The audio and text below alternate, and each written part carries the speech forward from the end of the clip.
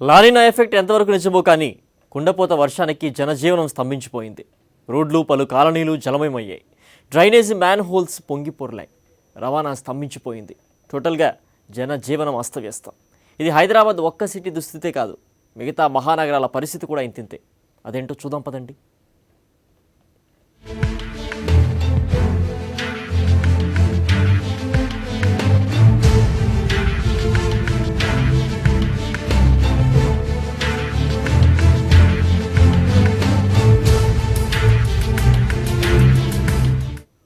విశ్వనగరాన్ని వర్షం ముంచెత్తింది. ఆకాశానికి చిల్లులు పడ్డాయా అనే అనుమానం వచ్చేలా కుండపోత వాన కురిసింది. ఏకదాటిగా 3 గంటలకు పైగా వర్షం దంచుకొట్టింది. వరుణ బీభత్సం దెబ్బకు రోడ్లన్నీ చెరువులయ్యాయి. డ్రైనేజీలు పొంగి పొర్లాయి. ఎక్కడికక్కడ ట్రాఫిక్ స్తంభించిపోయింది. జనజీవనం అస్తవ్యస్తంగా మారింది. కుండపోత వానతో హైదరాబాద్ చిగురుటాకులా వణికిపోయింది. ఒక్కసారిగా కారు మబ్బులు నగరాన్ని చుట్టుముట్టాయి. నిమిషాల్లో వాన నగరాన్ని చుట్టేసింది. ఒక్కసారిగా ముంచెత్తిన వానతో భాగ్యనగరం తడిసి ముద్దయింది. దాదాపు 16 ఏళ్ల తర్వాత ఇంత భారీ వర్షం పడిందంటే నగరంలో పరిస్థితి ఎలా ఉందో అర్థం చేసుకోవచ్చు.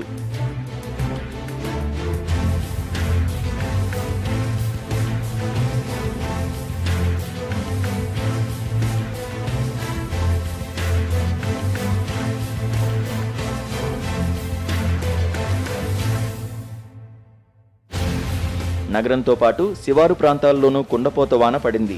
నిమిషాల్లో కుండపోత వర్షం నగరాన్ని ముంచెత్తింది. ఏకధాటిగా 3 గంటలకు పైగా ఎడతెరిపి లేకుండా వరుణుడు చెలరేగిపోయాడు. ఓవైపు వర్షపు నీరు, ఇటు డ్రైనేజీలు పొంగిపొర్లడంతో రోడ్లన్నీ చెరువుల్లా మారాయి. లోతట్టు ప్రాంతాలు పూర్తిగా జలదిగ్బంధంలో చిక్కుకుపోయాయి. వాహనాలు కూడా నీళ్లలో మునిగాయి.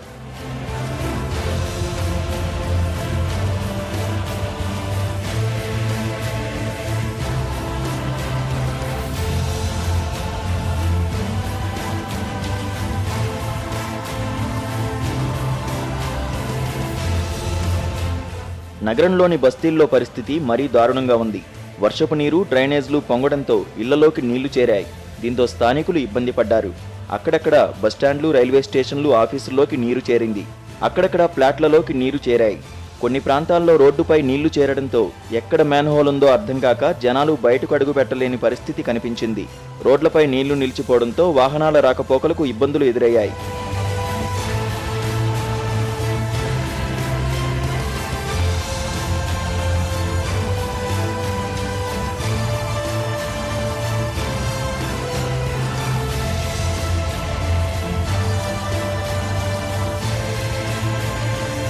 వర్షం దెబ్బకు నగరంలో ట్రాఫిక్ కష్టాలు కూడా ఎదురయ్యాయి. వానతో ఎక్కడికక్కడే వాహనాలు నిలిచిపోయాయి. మియాపూర్ నుంచి దిల్సుఖ్ నగర్ రావడానికి దాదాపు 5 గంటల సమయం పట్టిందంటే ట్రాఫిక్ ఏ రేంజ్లో నిలిచిపోయిందో అర్థం చేసుకోవచ్చు. హుస్సేన్ సాగర్కు భారీగా వరద నీరు చేరింది. దీంతో అధికారులు ఆ నీళ్లను దిగువ ప్రాంతాలకు విడుదల చేశారు. GHMC commissioner Janardhan Reddy, mayor Bonthu రామ్మోహన్లు నగరంలో పర్యటిస్తూ సహాయక చర్యల్ని పరిశీలించారు. జీహెచ్ఎంసీ ఆఫీసులో ప్రత్యేకంగా కంట్రోల్ రూమ్ను ఏర్పాటు చేశారు. నగరంలో వర్ష బీభత్సంపై సీఎం కేసీఆర్, మంత్రి కేటీఆర్లు సమీక్షించారు. మంత్రి కేటీఆర్ స్వయంగా నగరంలోని పలు ప్రాంతాలకు వెళ్లారు. అక్కడ పరిస్థితిని స్థానికుల్ని అడిగి తెలుసుకున్నారు. హుస్సేన్ సాగర్ను కూడా పరిశీలించారు. తర్వాత జీహెచ్ఎంసీ ఆఫీసులో అధికారులతో సమీక్ష జరిపారు. దురదృష్టవశాత్తు ఎవరైతే 8 మంది మరణించారో వారందరికీ కూడా ప్రభుత్వ తరఫున వారి కుటుంబ సభ్యులకు తీవ్ర సంతాపాన్ని, సానుభూతిని తెలియజేస్తూ ఒక్కొక్క చనిపోయిన వ్యక్తి ఎవరైతే ఉన్నారో వారికి 2 లక్షల రూపాయల చొప్పున నష్టపరిహారాన్ని కూడా చెల్లిస్తామని కూడా తెలియజేస్తూ, అందులో ఎవరికైతే ఆపత్బంధు వారికి అవకాశం ఉంటుందో, అర్హత ఉంటుందో వారికి ఆపత్బంధు ద్వారా కూడా మరికొంత సహాయం కూడా చేస్తామని చెప్పి కూడా తెలియజేస్తూ, ఇక పాత భవనాల్లో ఉండేవారు వెంటనే ఖాళీ చేయాలని అధికారులు సూచిస్తున్నారు. మరో 2-3 రోజులు వర్షాలు కురిసే అవకాశం ఉందని, కాబట్టి సురక్షిత ప్రాంతాలకు వెళ్లాలని చెబుతున్నారు. ఇక మ్యాన్ హోల్స్ విషయంలోనూ ప్రజలు అప్రమత్తంగా ఉండాలని కోరారు. ఏదైనా సమస్య ఉంటే జీహెచ్ఎంసీ కంట్రోల్ రూమ్కు ఫోన్ చేయాలని సూచిస్తున్నారు. అసలే అంతంతగా ఉన్న నిజాం కాలం నాటి హైదరాబాద్ డ్రైనేజీ వ్యవస్థ, ఆపై కుండపోత వర్షాలు, ఫ్లాష్ ఫ్లడ్స్, జలమయమైన లోతట్టు ప్రాంతాలు, మురుగునీట మునిగిన ఇళ్ళు, కాలువలుగా మారిన రోడ్లు, టోటల్గా అల్లాడిన హైదరాబాదీలు.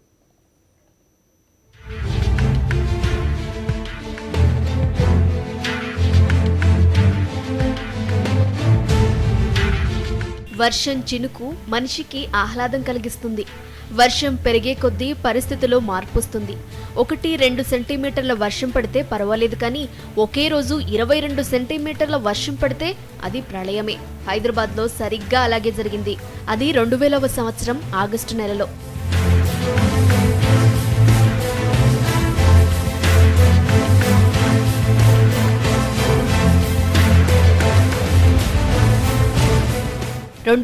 ఆగస్టులో కురిసిన కుండపోత వర్షానికి సిటీ నలువైపుల నీరు హుస్సేన్ సాగర్ను ముంచెత్తింది. ఎన్నడూ లేని విధంగా హుస్సేన్ సాగర్ను ఆనుకుని ఉన్న ఖైరతాబాద్, రాజ్నగర్, మాదర్ సాబ్ మక్తా ప్రాంతాల్లో ఇళ్లు హుస్సేన్ సాగర్ నీట మునిగాయి. 2 అంతస్తుల భవనాల్లోని ప్రజలు పైకప్పుల మీదే 4-5 రోజులు గడిపారు. రాత్రి 2 గంటల ప్రాంతంలో ఇళ్లలోకి నీరు రావటంతో కట్టుబట్టలతో అనేక కుటుంబాలు వీధిన పడ్డాయి. బయట చూస్తే డ్రైనేజీ కాలువలన్నీ పొంగి పొర్లాయి. రోడ్లన్నీ కాలువలుగా మారాయి. బోట్లలో లోతట్టు ప్రాంతాల ప్రజలను సురక్షిత ప్రాంతాలకు తరలించాల్సొచ్చింది. నాటి కుండపోత వర్షానికి 77 మురికివాడలు నీట కొట్టుకుపోయాయి. హైదరాబాద్ మంచినీటి అవసరాలను తీర్చేందుకు ఎప్పుడో 1563లో కట్టిన హుస్సేన్ సాగర్ ఆనకట్ట బలహీనమైందన్న పుకార్లు షికార్లు కొట్టాయి. ట్యాంక్ బండ్ వీపింగ్ హోల్స్ నుండి నీరు కారటంతో ఈ కట్ట ఎంత సురక్షితమన్న వాదన బయలుదేరింది. నీటిపారుదల రంగ నిపుణులు ట్యాంక్ బండ్ని పరీక్షించారు. ట్యాంక్ బండ్ సురక్షితమే అని తేల్చారు. అలుగు నుండి అదనపు నీరు బయటకు వెళ్లిపోయే మార్గాన్ని తెరవాలంటూ సలహా ఇచ్చారు. దాంతో వైస్రాయ్ హోటల్ వద్ద ఏర్పాటు చేసిన పార్క్ని కాస్త తొలగించి అలుగునీరు వెళ్లిపోయే మార్గాన్ని క్లియర్ చేశారు. దాంతో సంజీవయ్య పార్క్ అవతలి పాటిగడ్డ పరిసర ప్రాంతాలు నీటి మునక నుండి బయటపడ్డాయి. మరోవైపు ఒక్కసారిగా నీరు ఉధృతంగా రావడంతో గాంధీనగర్, అశోక్ నగర్, బాగ్లింగంపల్లి, నల్లకుంట పరిసర లోతట్టు ప్రాంతాలు జలమయమయ్యాయి. అంతెందుకు, ట్యాంక్ బండ్ నీటి ఉధృతి కారణంగా ఆ రోడ్లపై ట్రాఫిక్ను కూడా 1-2 రోజుల పాటు అనుమతించలేదు కూడా. ఓ విధంగా 2000వ సంవత్సరం ఆగస్టులో ఒకే రోజు కురిసిన 22 సెంటీమీటర్ల వర్షం పాలకుల కళ్లను తెరిపించింది. హైదరాబాద్ డ్రైనేజ్ వ్యవస్థను అధ్యయనం చేసేందుకు కిర్లోస్కర్ కమిటీని వేశారు. విస్తృత అధ్యయనం తర్వాత సమర్పించిన నివేదికలో Kirloskar committee Hyderabad city drainage వ్యవస్థ లోపాలను ఎత్తిచూపింది. కేవలం గంటలో కురిసే 12 మిల్లీమీటర్ల వర్షపాతాన్ని తట్టుకునే విధంగా హైదరాబాద్ డ్రైనేజ్ వ్యవస్థ ఉందనేది ఆ నివేదిక సారాంశం. వర్షం నీటిని నిల్వ చేసే అనేక చెరువులు ఆక్రమణలకు గురవటం, 2700కు పైగా నాలాల్లో పూడికలు చేరి డ్రైనేజ్ వ్యవస్థ లోపభూయిష్టంగా మారిందనేది ఆ నివేదిక సారాంశం. నిజానికి హైదరాబాద్ సేఫ్ సిటీయే, కాకపోతే చెరువులను దురాక్రమణల నుండి కాపాడాలి. నాలాల్లో చెత్తను, పూడికను తొలగించి లోతును పెంచాలి. ఈ డ్రైనేజీ కాలువలు పరిసర ప్రాంతాలను ముంచెత్తకుండా 2 వైపులా సేఫ్టీ వాల్స్ ని కట్టాలి. అదే జరిగితే మురుగునీరు వేగంగా పారుతుంది. మురుగునీటి పారుదల సమస్య సగానికి సగం ఈజీగా పరిష్కారమవుతుంది.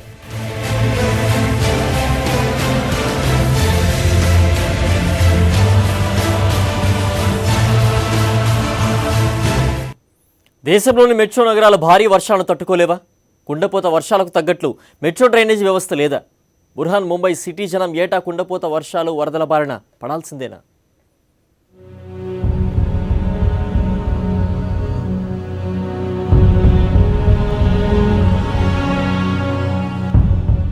భారతదేశపు కమర్షియల్ క్యాపిటల్, భారత ఆర్థిక వ్యవస్థకు గుండెకాయ లాంటిది.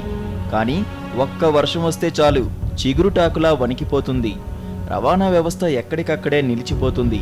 ఒక్క మాటలో చెప్పాలంటే ముంబై జనజీవనం నిలిచిపోతుంది. పశ్చిమ కనుమల ప్రాంతంలో నార్మల్గా మిగతా ప్రాంతాల కన్నా ఎక్కువ వర్షపాతం ఉంటుంది. ముంబై సిటీకి తోడు మెయిన్ల్యాండ్లోని నవీ ముంబైలోనూ ఇదే పరిస్థితి. మిగతా మహానగరాల కన్నా ముంబైలోనే ఎక్కువ వర్షపాతం కురుస్తుంది. ఈ అధిక వర్షపాతంతోనే జనం తీవ్ర ఇబ్బందుల పాలవుతుంటారు. రెయిన్ సీజన్ వచ్చిందంటే చాలు ప్రతి ఒక్కరి చేతిలో గొడుగు ఉండాల్సిందే. ముంబై సిటీ సగటు వార్షిక వర్షపాతం 180 సెంటీమీటర్లు. ఇది మిగతా మెట్రో సిటీల కన్నా ఎంతో ఎక్కువ. సహజంగానే ఆగస్టు నెలలో ముంబైలో కుండపోత వర్షాలు ఎక్కువే. ఈ సీజన్లో ఒకే రోజు కుండపోత వర్షానికి రోడ్లన్నీ జలమయమయ్యాయి. బస్సులు, టాక్సీలు ఎక్కడికక్కడే నిలిచిపోయాయి. అంతెందుకు, సబర్బన్ రైళ్ల పట్టాలపై సైతం నీరు నిలిచిపోయింది. దాంతో సబర్బన్ రైళ్లు ఎక్కడికక్కడే నిలిచిపోయాయి. ముంబై జనజీవనం స్తంభించిపోయింది. ఇది రెయిన్ సీజన్లో ముంబైలో కామన్ ఫీచర్. ఈ వ్యవస్థను అర్థం చేసుకుంటేనే ముంబై సిటీ లైఫ్కు ఎవరైనా అలవాటు పడతారు.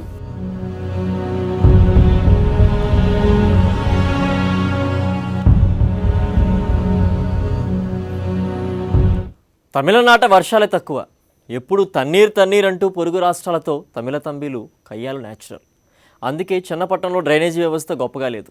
మరి కుండపోత వర్షం వస్తే చెన్నైలో ఏం జరుగుతుంది అదేదో మీరు చూడండి.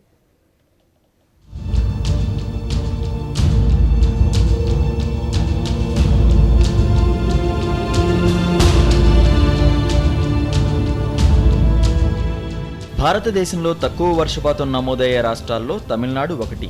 అందుకే రాజధాని చెన్నై నగరంలో తాగునీటి వ్యవస్థ అస్తవ్యస్తమే. పొదుపుగా నీటిని వాడే ఈ సిటీలో డ్రైనేజీ వ్యవస్థ బ్రిటిష్ కాలం నుండి అంతంతే. అలాంటి చెన్నై సిటీని నిరుడు డిసెంబర్ 3న ఒకే రోజు 120 సెంటీమీటర్ల వర్షం ముంచెత్తింది. చెన్నై పాలిట ఇది జలప్రళయమే. 100 ఏళ్లలో ఇంత పెద్ద వర్షాన్ని చెన్నై చవిచూడలేదు. జనజీవనం స్తంభించిపోయింది. చెంతనే ఉన్న బంగాళాఖాతం వైపు వెళ్లే పరిస్థితి లేదు. చెన్నై సిటీలోని చాలా ప్రాంతాలు బంగాళాఖాతం కన్నా లోతట్టు ప్రాంతాల్లో ఉండడమే అందుకు కారణం. దాంతో ఈ కుంభవృష్టికి చెన్నై సిటీ బంగాళాఖాతాన్ని గుర్తు చేసింది. ఈ ప్రాంతం ఆ ప్రాంతం అని లేదు, సిటీ మొత్తం నీట మునిగిపోయింది. జనాలకు తాగేందుకు మంచినీళ్లు లేవు, టీ తాగేందుకు పాల సరఫరా లేదు, కరెంటు కట్ అయింది, సెల్ ఫోన్లు ఛార్జింగ్ చేసుకోలేకపోయారు, ల్యాండ్ ఫోన్లు మూగబోయాయి. వారం రోజుల వరకు తిండి తిప్పలు లేక చెన్నై ప్రజలు తీవ్ర ఇబ్బందులకు గురయ్యారు. వారం రోజుల పాటు సహాయక చర్యలు అంతంతే. ఈ వర్షం వరదల ధాటికి తట్టుకోలేకే మల్టీనేషనల్ కంపెనీలు చెన్నై నుండి బయటపడే ప్రయత్నాల్లో ఉన్నట్టు సమాచారం.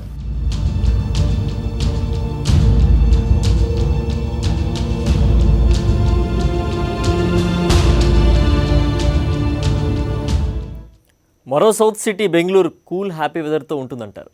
కొన్నేళ్లుగా ఇది కూడా మారిపోతూ వస్తోంది. పేరుకి ఇది హైటెక్ సిటీయే, కానీ కరెంటు కటకట ఎక్కువే. బ్రిటిష్ కాలం నాటి డ్రైనేజ్ వ్యవస్థ అంతంతే. అందుకే జూలైలో సడన్గా కురిసిన కుండపోత వర్షానికి బెంగళూరు సిటీ లైఫ్ నిలిచిపోయింది. ఇండియాలో హైటెక్ సిటీ ఏదంటే ఏ ఫారిన్ వ్యక్తి అయినా ముందు బెంగళూరు పేరే చెప్తారు. దేశ విదేశాల్లో పేరు మారుమోగిపోతున్నా ఇంట్లో ఈగల మోతలా ఉంది బెంగళూరు పరిస్థితి. ఈ సౌత్ ఇండియా మహానగరంలో నీటి కటకట, కరెంటు కోతలు నార్మలే. అలాంటిది సడన్గా కుండపోత వర్షం కురిస్తే తట్టుకోగలదా? తట్టుకోలేకపోయింది. కారణం బ్రిటిషు కాలం నుండే ఇక్కడి డ్రైనేజీ వ్యవస్థ అంతంతే.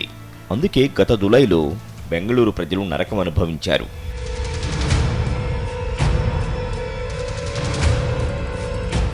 ఎంత హైటెక్ సిటీ అయినా కామన్ మ్యాన్కు సంబంధించిన సౌకర్యాలు లేకపోతే అది లోటెక్కే. దశాబ్ద కాలంలో అతిపెద్ద వర్షం గత జూలైలో కురిసినప్పుడు ఇలాంటి ఎక్స్పీరియన్సే జనం రుచి చూశారు. బెంగళూరు సిటీలో మెయిన్ సెంటర్ మెజెస్టిక్, మైసూరు సర్కిలే కాదు, పలు కాలనీలే నీట మునిగాయి. ఎక్కడ చూసినా మోకాలిలోతు నీరు. 4-5 రోజులు పౌర సదుపాయాలు లేక జనం అల్లాడిపోయారు. దేశంలోని 4 మహానగరాలు ముంబై, చెన్నై, బెంగళూరు, హైదరాబాదులలో సరైన డ్రైనేజీ వ్యవస్థ లేదు. కుండపోతగా వర్షం కురిస్తే ఈ మహానగరాల పరిస్థితి బీభత్సమే. సముద్రాలుగా మారిన ఈ జనసంద్రాలు అల్లాడిపోయాయి, పోతున్నాయి కూడా. శతాబ్దాల చరిత్ర గల ఈ మహానగరాల టౌన్ ప్లానింగ్ సమీక్షించాల్సిన పరిస్థితి ఎదురైంది. ఇది ఏ ఒక్క సిటీ సమస్యో, ఆ రాష్ట్ర ప్రభుత్వ సమస్యో కాదు, దేశవ్యాప్తంగా ప్రధాన మహానగరాల దుస్థితిది. కేంద్ర నగరాభివృద్ధి శాఖ ముందున్న పెను సవాలిది.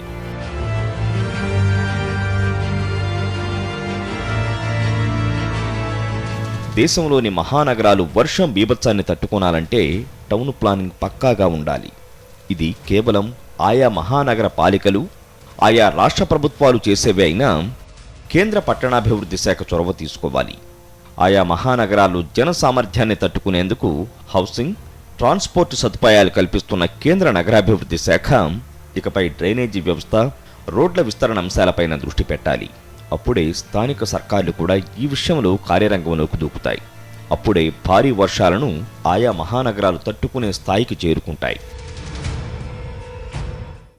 ఇది హైదరాబాద్ సహా మహానగరాల దుస్థితి. వర్షం గట్టిగా పడిందంటే ఆ రోజు జనజీవనం స్తంభించిపోవడం ఖాయం. దీని నుంచి బయటపడేందుకు ఆయా రాష్ట్రాల ఇండివిజువల్ పాలసీలు సరే, ఇవి మరింత ఎఫెక్టివ్గా ఉండాలంటే ఓ నేషనల్ పాలసీ కావాలి. ఇది జల ప్రళయంపై స్పెషల్ ఎడిషన్. Stay tuned.